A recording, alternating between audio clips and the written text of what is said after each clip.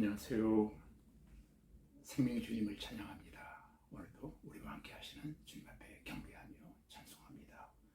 다 같이 우리 기도드리겠습니다. 참 좋으신 아버지 하나님, 변함없이 우리에게 새 생명과 새 삶을 허락하시오니 감사합니다.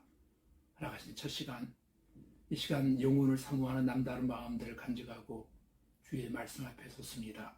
주여, 이 시간 우리에게 생명하신 그 음성 들려주시어 말씀에 의지하여 오늘도 승리하는 은혜 한 날이 되게 하시고, 말씀 중심으로 살아갈 때 오늘도 한 날이 행복하게 하시고 좋은 일들이 많아지는 귀한 날 되게 하옵소서.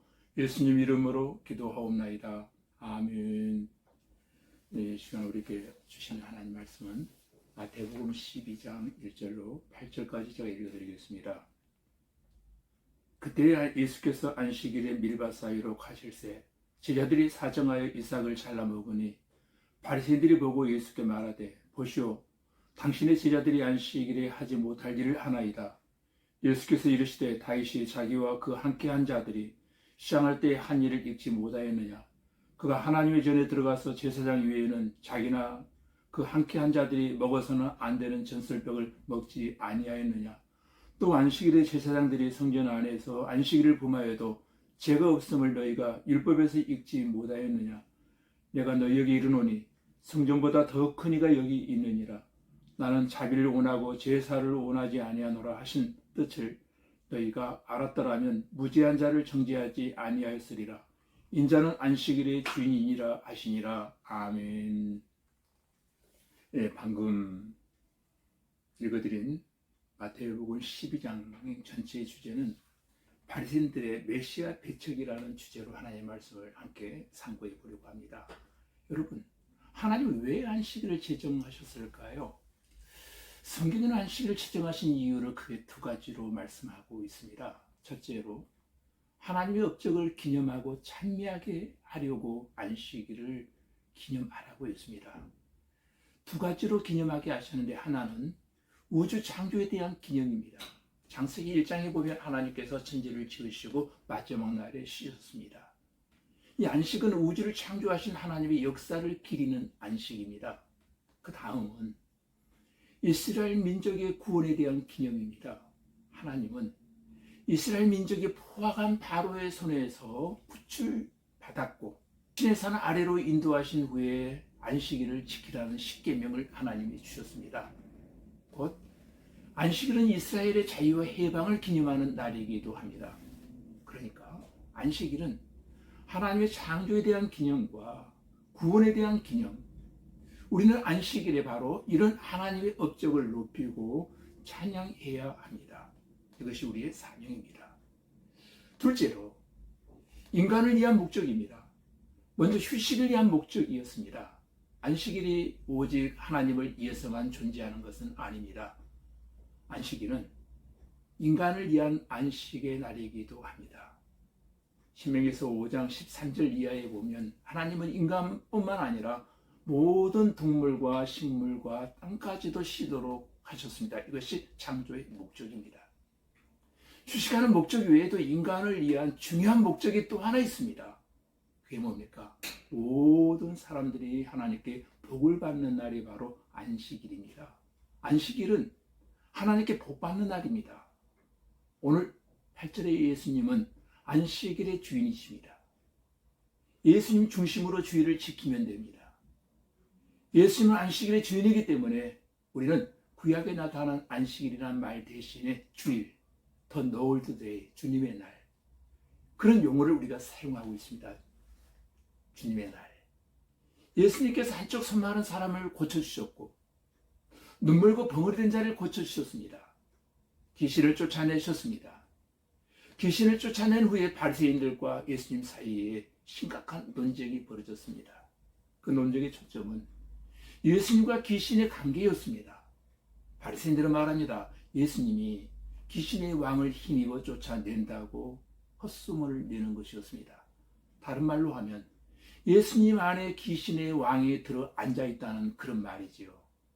이런 바리새인들의 공격은 예수님의 신분을 깎아내리기 위한 하나의 비방이었습니다. 헛소문이었다는 겁니다. 그러나 예수님은 귀신을 멸하러 오신 분이십니다.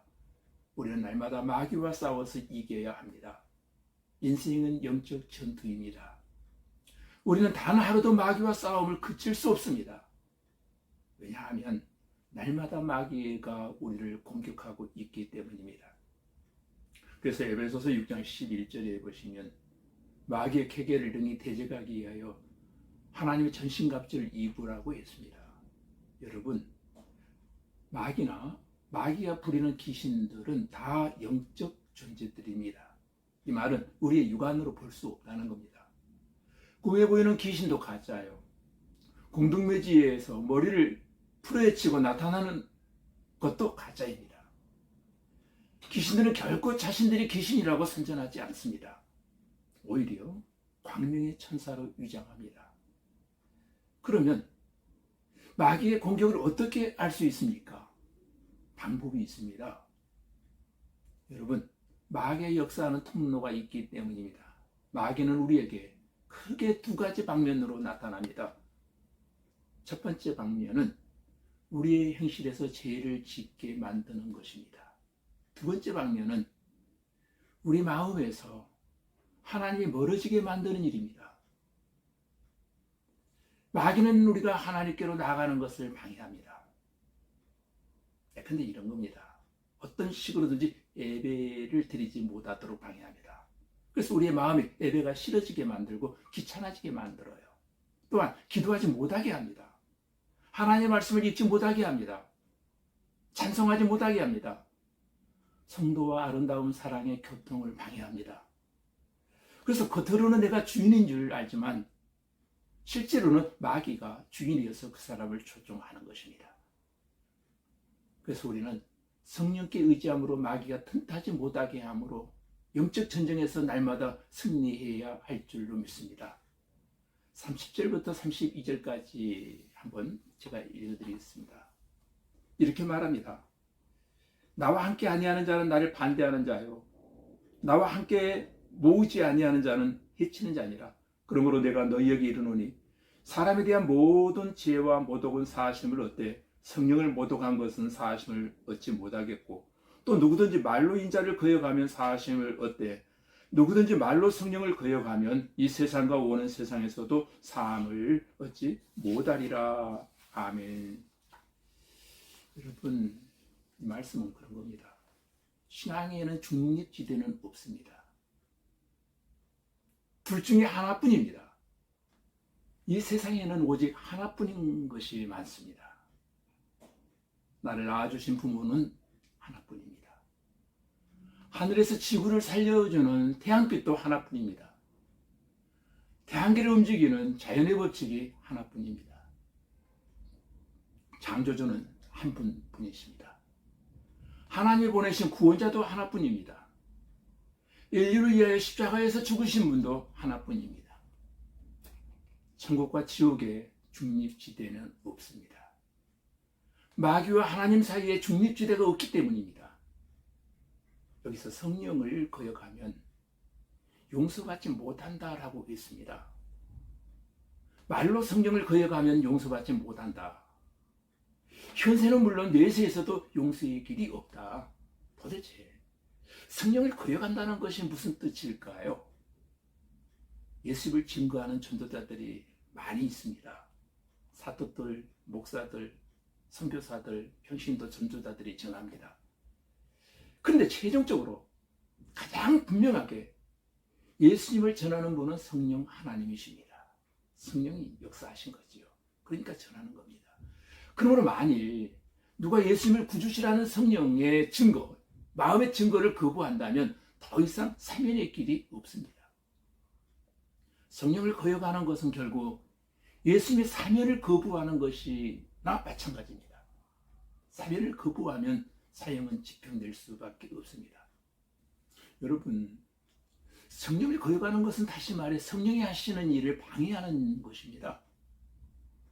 성령이 하시는 일은 예수님을 증거하는 일입니다.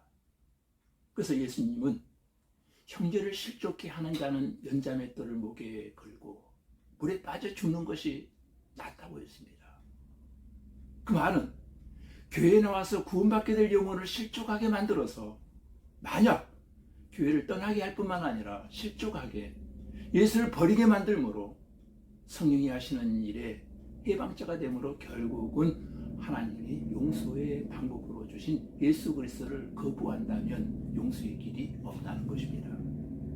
그런데 나중에 하나님 심판대 앞에 섰을 때 하나님, 저는 성령 해방자가 뭔지도 몰랐는데요. 할 수도 있겠지요. 그러나 말씀을 보았고 들었기 때문에 몰랐다고 할 수는 없다는 것입니다. 36절, 37절에 보시면은 이렇게 말하고 있습니다. 내가 너희에게 이르노니 사람이 무슨 무익한 말을 하든지 심판날에 이에 대하여 신문을 받으리니 내 말로 의롭다함을 받고 내 말로 정죄함을 받으리라. 아멘. 우리말 한마디로 주님의 편에 설 수도 있고 주님의 원수가 될 수도 있다는 그런 내용이잖아요. 말 한마디로 신자가 될 수도 있고 말 한마디로 불신자가 될 수도 있습니다. 언행에 있어서 중요한 것은 사람의 마음입니다. 믿음의 말을 하려면 먼저 마음에 믿음이 있어야 됩니다. 긍정적인 말을 하려면 마음이 먼저 긍정적이어야 됩니다. 12장에 들어와서 주님을 대적하는 무리들의 비난과 음모는 점점 교묘해지고 아주 치열해져 가고 있습니다. 그들의 모습은 비웃음과 부정, 불신의 마음으로 질문하고 있는 것입니다. 그들이 실제로 표적을 받아들일 준비가 전혀 되어 있지 않았습니다. 불평과 불신으로 가득 차 있었습니다.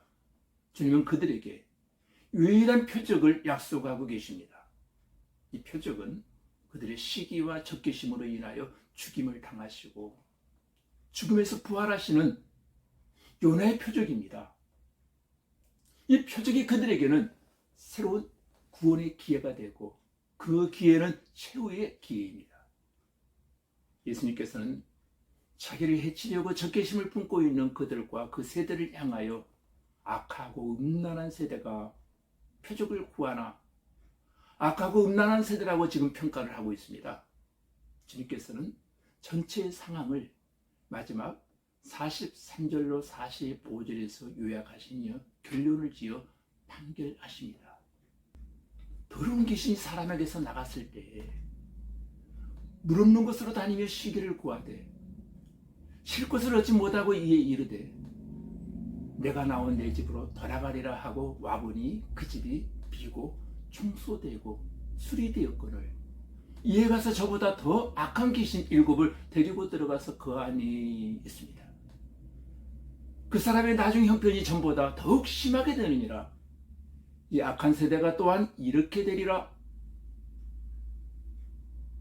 주님의 임재와 십자가의 죽으심으로 이 세상의 악의 세력은 무력하게 되었습니다. 말씀을 들었고 교회에 나오고 예배를 드립니다.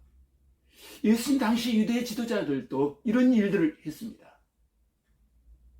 소위 말하면 그들 나름대로 하나님의 뜻을 실현하려고 율법을 지키고 성전에 나가 제사를 드리고 있습니다.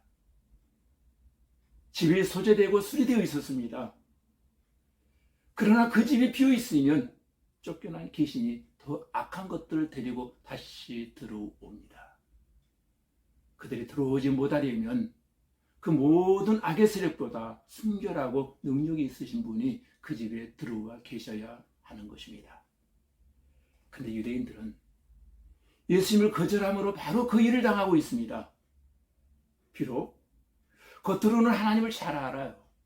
하나님을 의지합니다. 순종도 합니다. 그 집이 수리되고 청소된 것입니다. 그러나 그 안에 주님이 계시지 않으므로 전보다 더 많고 악한 영들에게 점령당하고 말았다는 것입니다. 이 비유의 말씀은 과거와 현재 그리고 미래의 주님과 어떤 관계를 가진 사람이라면 모두에게 적용되어지는 말씀입니다. 우리는 모두 주님이 주신 표적 위에 신앙을 세우고 있습니다.